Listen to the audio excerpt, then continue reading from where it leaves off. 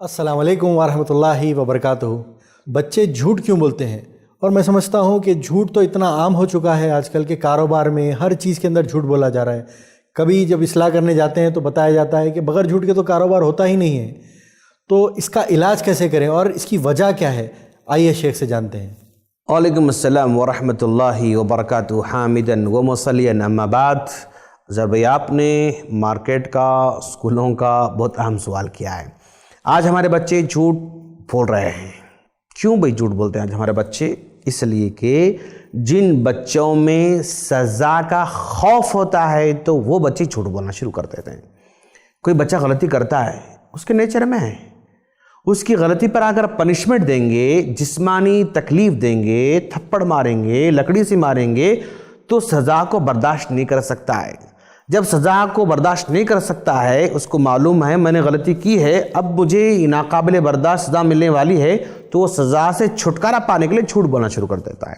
तो आप बच्चों की गलतियों पर ऐसी पनिशमेंट न दें जिसकी वजह से उसको रोना आ जाए, जिसकी आंखों में से आंसू निकल जाएं। अदरवाइज मुसलसल टार्चर, मुसलसल मार बच्चों को झूठ बोलने पर मजबूर कर देता है। बच्चों का शौक़ है और वो शौक़, वो लत बढ़ते जाती है और वो शौक़ पूरा नहीं होता है, तो उस शौक़ को पूरा करने के लिए भी बच्चे झूठ बोलना शुरू कर देते हैं। गलती करते हैं तो ऑन द स्पॉट गलती है, इस पे तुमने ऐसा क्यों किया, ऐसा किया, चीखना नहीं है, चिल्लाना नहीं है। ऑन द स्पॉट उसी को उस वक्त जलील नहीं करना है, उसको बेइज्जत नहीं करना है, उसको देखकर नज़रअंदाज करेंगे। फिर 1 घंटे 2 घंटे के बाद कूल माइंड के साथ उसको समझाएंगे, बेटा आपने जो किया ना वो गलत है, ऐसा नहीं होना चाहिए, ऐसा नहीं होना चाहिए। अकेले में समझाएं उसको, तन्हाई में समझाएं उसको। तो इस तरह इंशाल्लाह जो है बच्चों की इस्लाह हो सकती है। पनिशमेंट ऑन द स्पॉट, उसका टॉर्चर ऑन द स्पॉट, उसको जो है मिसबिहेवियरिंग और जलील करना, बेइज्जत करना, इससे बच्चों पे बहुत बड़ा बुरा असर पड़ता है। बच्चों का झूठ है। बड़े क्यों झूठ बोलते हैं शेख? बड़ों में जो झूठ की आदत है ना, वो लालच की वजह से। कारोबार में झूठ बोल रहा है तो लालची है बेचारा, वो कुछ न कुछ करके वो अब पैसे कमाना ही चाहता है, वो दूसरों को धोखा देना चाहता है। हम मन गश्शना फलैस मिन्ना की तालीम उसके पास नहीं है।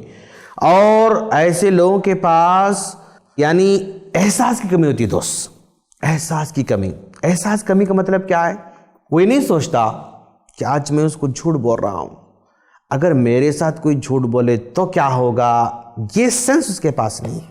समझे आप? उसको इतना एहसास होना चाहिए कि अगर मैं किसी को झूठ बोलकर बेवकूफ़ बना रहा हूँ तो वो आदमी का भरोसा मुझ पर कितना ज़्यादा था। उसने मुझ पर भरोसा किया लेकिन मैंने अपने भरोसे को कायम नहीं रखा, मैं उसको झूठ बोल दिया। हाँ, अगर मुझ पर भरोसा नहीं होता उसका तो मेरे झूठ को नहीं मानता था वो। उसने मुझ पर भरोसा किया इसलिए मेरे झूठ को तस्लीम कर लिया। ये एहसास, ये फीलिंग्स आज बचपन से पैदा करने की ज़रूरत है।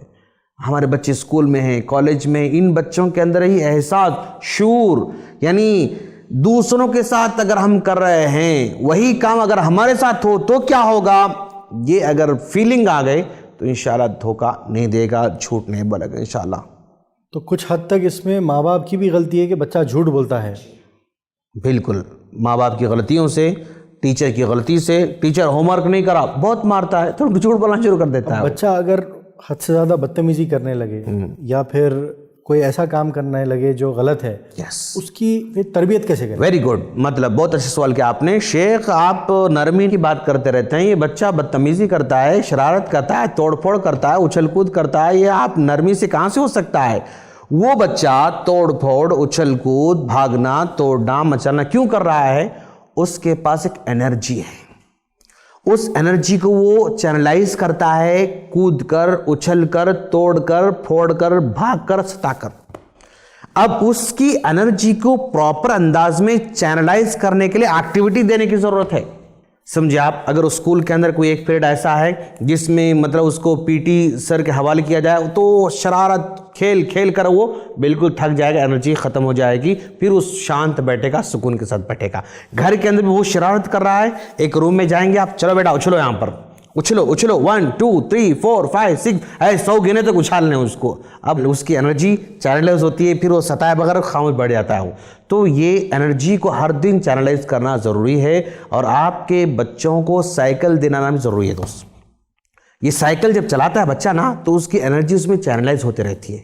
उसको असर के बाद खेलने का टाइम दें या मगरिब बाद खेलने का टाइम दें या ग्राउंड में कहीं खेलने का टाइम दें, ये खेलना ज़रूरी है। जिन बच्चों को खिलाए बगैर बिल्कुल बंद रखते हैं ना, वो या तो एहसास कमतरी मुतला हो जाते हैं, या वो बदजन हो जाते हैं, या ऐसी शरारत करते हैं जिसका हल हमारे पास कुछ भी नहीं होता है। और इसमें माहौल का भी इफेक्ट होता है। हम अपने बच्चों को अच्छी तरबियत कर रहे हैं, जिस स्कूल में जा रहे हैं उस स्कूल में 1000 बच्चे हैं, तो 1000 बच्चों को मतलब 800 घर के वहाँ पर बच्चे आ रहे हैं, और 800 घर भी बिल्कुल सेफ रहना ऐसा कोई ज़रूरी नहीं है, तो उसका भी असर होता है। और जब असर होता है तो उस असर से हम बेजार नहीं होना, ये नेचर है, ये होगा, फिर उसकी हम इस्लाह करते रहना है। जैसे हमारा बच्चा आज यूनिफॉर्म पहन कर गया, वो मैला करके आएगा, क्या उसकी यूनिफॉर्म को धोने में हम बेजारी महसूस करते हैं? नहीं, नेचर है वो। हर दिन हम यूनिफॉर्म धोते रहते हैं, हर 2 दिन में उसको हम नहलाते रहते हैं। तो वैसे ही हर दिन अपने को तरबियत का माहौल जारी रखना है। नहीं स्कूल को गया अच्छा हो के आ जाना, फिर नहीं बिगड़ना, ऐसा नहीं हो सकता है। ये जो हमारी अंडरस्टैंडिंग है, यहाँ गलती है। हर दिन वो बिगड़ कर आएगा, फिर इस्लाह करना है, धोना है, धुलाना है, सिखाना है, बताना है। ये प्रोसेस 1-2 दिन का नहीं है, लंबी उम्र तक चलते रहना है, तभी ऐसे हो सकता है इंशाअल्लाह। उम्मीद करता हूँ आपके सवाल का जवाब मिला हुआ होगा आपको। जज़ाकल्लाह खैर। बारकल्लाह फीकुम। ऐसे ही और वीडियोस बनाने में हमारी मदद करें।